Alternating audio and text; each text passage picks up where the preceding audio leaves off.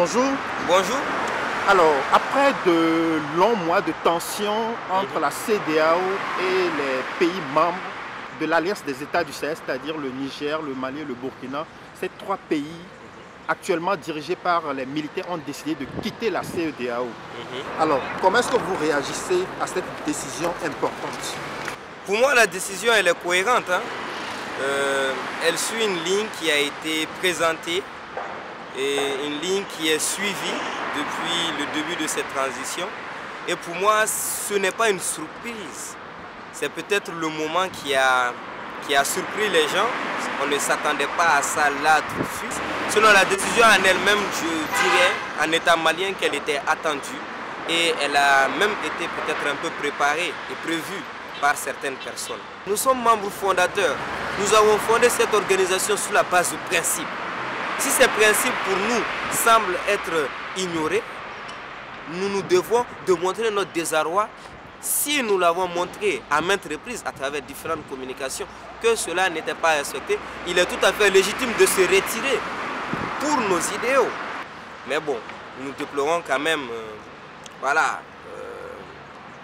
le manque de concertation au début. Une concertation minimale entre Maliens d'abord, la classe politique en premier lieu et les populations. Donc il aurait fallu décider à l'Assemblée nationale ou bien via un référendum? C'est ce que personnellement moi je déplore. Parce que c'est une décision quand même importante, même s'il fallait la prendre. Nous sommes tous d'accord qu'il fallait un moment ou un autre la prendre, connaissant le contexte actuel.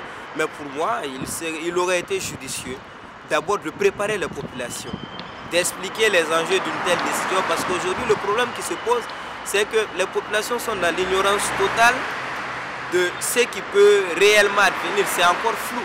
Même si je sais que des campagnes vont débuter auprès des différents gouvernements pour informer au maximum les populations, je crois que cette campagne de communication et d'information aurait été mieux si c'était en amont à cette décision.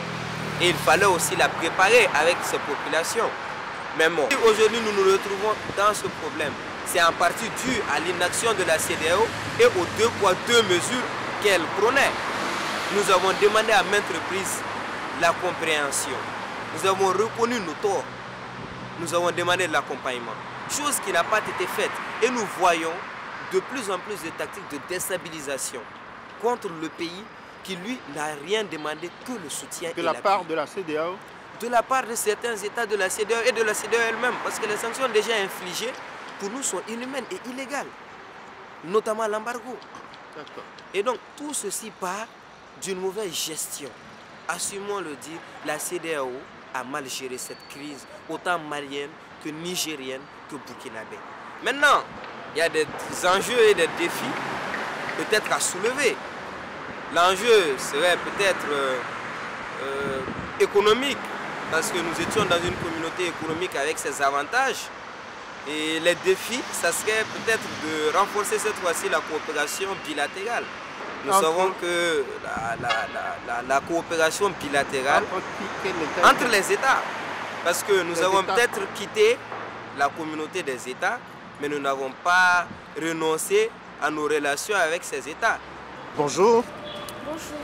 Après de longs mois de tensions entre la CEDEAO et les États membres de l'Alliance des États du Sahel, c'est-à-dire le Burkina, le Niger et le Mali, ces trois pays ont décidé de quitter l'ensemble sous-régional qu'ils ont contribué à fonder en 1975. Alors, comment est-ce que vous réagissez à cette décision importante? Cette réaction a un peu choqué tout le monde parce que nous pouvons dire que les différents chefs d'État n'ont pas recueilli l'avis de la population avant de prendre cette décision. Donc, les populations ne savent pas à quoi s'attendre. Ça fait que tout le monde est dans l'inconnu. Et le fait d'être dans l'inconnu, ça réveille un peu la peur, l'inquiétude. Donc nous sommes face à une population qui ne sait pas vraiment ce qui peut lui arriver. Tout le monde se pose des questions par rapport à cette décision. Parce que nous savons qu'il y a plusieurs personnes qui travaillent, notamment à la CEDEAO. Donc la question du chômage se pose dans ces milieux-là. Il y a aussi la question du transport, les déplacements dans les pays, différents pays membres de la CEDEAO. qu'est-ce que ces pays vont prendre comme décision face à la décision des chefs d'État? Parce que c'est vrai que c'est un choix qui est fait pour le bien de nos pays.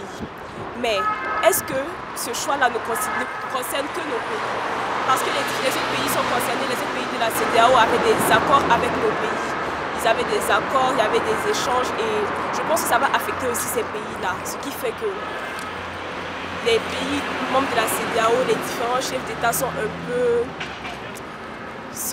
peu étonnés et se posent également des questions par rapport aux futures relations entre ces pays. Mais pour vous, quand même, est-ce qu'il y avait de raisons suffisantes de quitter? Ou bien il fallait plutôt quand même rester et continuer à négocier pour obtenir ce qu'ils veulent? Selon moi, quitter la CEDEAO, c'était une bonne idée. Ça allait forcément arriver, mais c'était vraiment précipité. Pourquoi? Nous savons très bien que nos pays font face au terrorisme. Et on ne peut pas dire que, dans les pays, surtout au Burkina Faso, que le terrorisme est résolu. Nous savons très bien que ça continue et qu'il faut trouver des solutions à ce cas-là avant de chercher à prendre des décisions de ce genre. Parce que quitter la CEDEAO, ça engage beaucoup. Et ça va vraiment changer la vie de tout le monde, ça va vraiment compliquer les choses. Je pense que c'était vraiment précipité.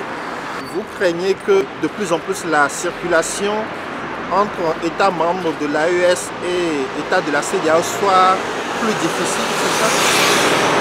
Effectivement, parce que nous savons très bien que, notamment grâce au passeport, on peut voyager librement entre les pays membres de la CEDEAO. Donc maintenant la question qu'on se pose, comment allons-nous faire pour nous déplacer librement dans ces pays-là vu que nous ne faisons plus partie de la CEDEAO? Qu'en est-il des étudiants qui étudient à l'étranger? Parce que nous savons très bien que nous sommes dans les pays étrangers. Les étudiants, ils partent grâce au passeport. Et le passeport, s'il ne nous sert plus, alors comment allons-nous faire pour rester dans ces pays? Comment allons-nous poursuivre nos études? C'est une question que nous étudiants nous posons depuis que nous avons vu la nouvelle. Bonsoir. Bonsoir. Le Mali, le Burkina et le Niger ont connu des coups d'État ces dernières années après une longue période de tension entre ces pays et la CEDEAO. Et finalement, la tension n'a pas baissé et ces trois pays ont décidé officiellement de quitter la CEDEAO pour se retrouver dans un ensemble qu'ils ont formé et qui s'appelle l'Alliance des États du Sahel. Alors comment réagissez-vous à cette décision de quitter la CEDEAO? D'abord, je dis que je suis surpris de voir cette décision hier. Je ne m'attendais pas à ça.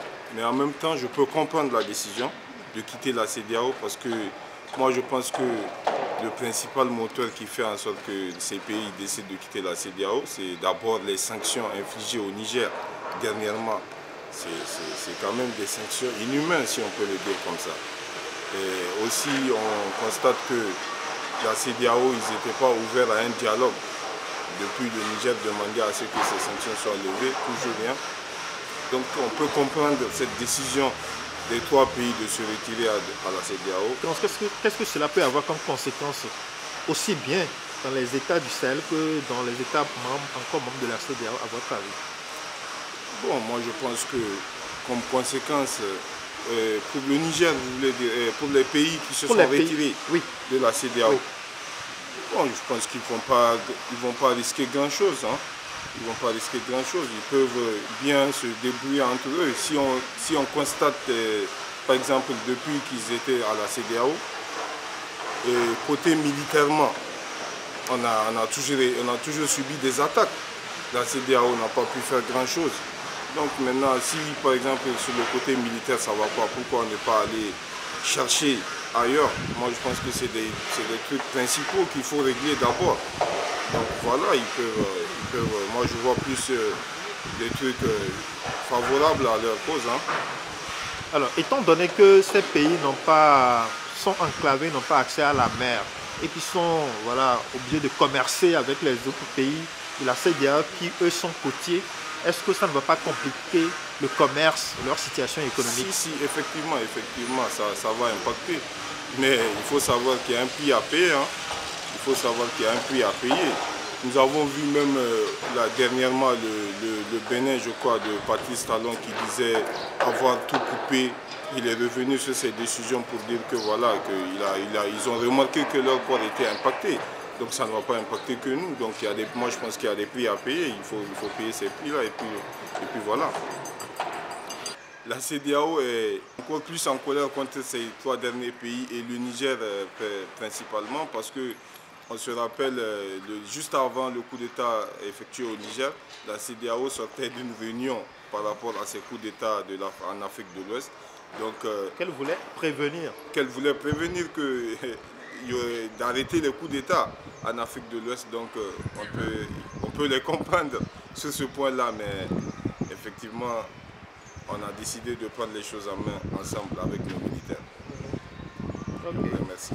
Après de longs mois de tension, sinon de longues années, il y a 3 pays de l'Afrique de l'Ouest actuellement dirigés par des militaires qui ont décidé de quitter la CEDEAO et ils ont formé un ensemble qui s'appelle l'Alliance des États du Sahel. Alors comment est-ce que vous réagissez à cette décision de quitter la CEDEAO? Comme toutes les autres personnes, j'ai aussi vu la nouvelle par les voies de presse, notamment par la télévision nationale, disant que ces 3 pays-là, les 3 pays de l'Alliance, avaient quitté la CEDEAO. Je me dis que on connaît déjà les enjeux et les défis que ça va engendrer et que ça peut engendrer. Vu qu'on a regardé déjà le communiqué de la CEDEAO qui disait être informé au même titre que nous. Du coup, là, on se dit que ces militaires qui ont décidé de faire quitter leurs 3 pays de la CEDEAO, ils ont mûrement réfléchi derrière cela et qu'il y a forcément une idée. Parce que quand on dit que ces 3 pays ont quitté la CEDEAO, ces 3 pays n'ont pas de débouché sur la mer. Du coup, les gens se demandent directement comment ça va se passer maintenant pour les importations, vu que ces pays importent plus qu'ils n'exportent. Du coup, on se demande comment ça va se passer. Comment ça va se passer pour les étrangers qui sont dans les pays membres de la CEDEAO. Donc, on doit d'abord essayer de garder le calme et attendre un autre communiqué officiel de ces pays pour pouvoir nous situer. Parce que là, nous tous, on est dans le flou. On ne peut pas donner un avis clair comme ça tant que c'est nos pays, les pays de l'État du Sahel, n'ont pas communiqué avec nous en fait. Tant qu'il ne faut pas un communiqué pour dire ça va se passer comme ça, vu que maintenant on n'est plus de la CEDEAO. Donc on va suivre cette directive. Mais si après il y a le dialogue avec les dirigeants de la CEDEAO et que ces pays décident de rester quand même dans la CEDEAO, on ne peut rien faire qu'à part rester derrière nos dirigeants en fait. Vu qu'on se dit il y a plusieurs militaires à la tête de nos pays et ils ont mûrement réfléchi avant de balancer ça que ces pays ont quitté la CEDEAO. Vous avez des inquiétudes par rapport à la circulation dans l'espace entre ces pays-là, CEDEAO, AES? Oui, j'ai des inquiétudes parce que prenons déjà l'exemple des étrangers. Ceux qui sont entre ces pays-là, comment ça va se passer pour eux? Par exemple, dans les pays de la CEDEAO, on n'avait pas besoin de carte, de titre de séjour, on n'avait pas besoin de visa. Mais maintenant, comment ça va se passer pour nous qui sommes dans ces pays-là et pour nous qui avons les passeports et les cartes d'identité de la CEDEAO? Du coup, c'est un peu l'inquiétude principale qu'il y a et je pense que les pays de l'Alliance, ils ont déjà réfléchi à cela parce qu'ils ne peuvent pas mettre les étrangers de ces pays-là entre le marteau et l'enclume. Ils ont forcément une solution pour nous permettre de nous en sortir parce que ce n'est pas forcément facile d'être tout le temps entre les pays. Comment ça va se passer pour les transports routiers et aussi? Peut-être il y a des solutions à tout cela. Du coup, on attend de voir comment ils vont réagir aussi. Alors, après de longs mois de tension entre les États de l'Alliance du Sahel, composés du Burkina, du Niger et du Mali, et la CEDEAO, ces 3 pays ont décidé de quitter la CEDEAO. Comment est-ce que vous réagissez à cette actualité? Alors, moi personnellement, je pense que le retrait du Burkina Faso, du Mali et du Niger de la CEDEAO est justifié parce qu'au cours des 3-4 dernières années, ces 3 pays-là ont été en proie à des situations de grave insécurité et de malgouvernance et ces nations ont demandé aux autres membres de la CEDEAO de leur apporter du soutien, notamment face à la lutte contre le terrorisme. Un soutien qu'ils n'ont pas reçu. Donc aujourd'hui, surtout au regard des nouvelles politiques que les chefs d'État de ces 3 pays ont adoptées, ils n'ont plus vraiment d'intérêt à rester au sein de la CEDEAO. Donc il est normal qu'ils décident d'annoncer leur retrait, même si la CEDEAO a récemment, ou du moins a répondu à cette annonce de retrait que vous allez chercher une solution négociée.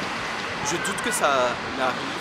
Je pense vraiment que d'ici 1 an, ces 3 pays auront vraiment quitté la CEDEAO. Et même si de façon immédiate, je pense qu'il y aura des conséquences bien évidemment sur le plan relationnel, économique et même politique entre ces différents pays et le reste des États membres de la CEDEAO. Je pense que sur le long terme, ça ne peut que leur servir parce que la CEDEAO est un peu un outil que le pays qui avait précédemment colonisé la majeure partie des États de l'Afrique de l'Ouest utilise pour continuer à exercer son influence. Donc, je pense que vraiment sur le long terme, ça peut être bénéfique pour le Burkina Faso, le Mali et le Niger. Autant je pense que ce retrait de la CEDEAO aura des conséquences sur le plan économique, étant donné que, comme vous l'avez dit, ces 3 pays sont des pays enclavés, ils n'ont pas accès à la mer. Je pense qu'il y aura également des conséquences sur le plan économique pour les pays qui ont accès à la mer, parce qu'il ne faut pas oublier que le Burkina Faso, le Mali et le Niger constituent quand même les 1/3 de la surface des pays de l'Afrique de l'Ouest. Donc, de la même façon dont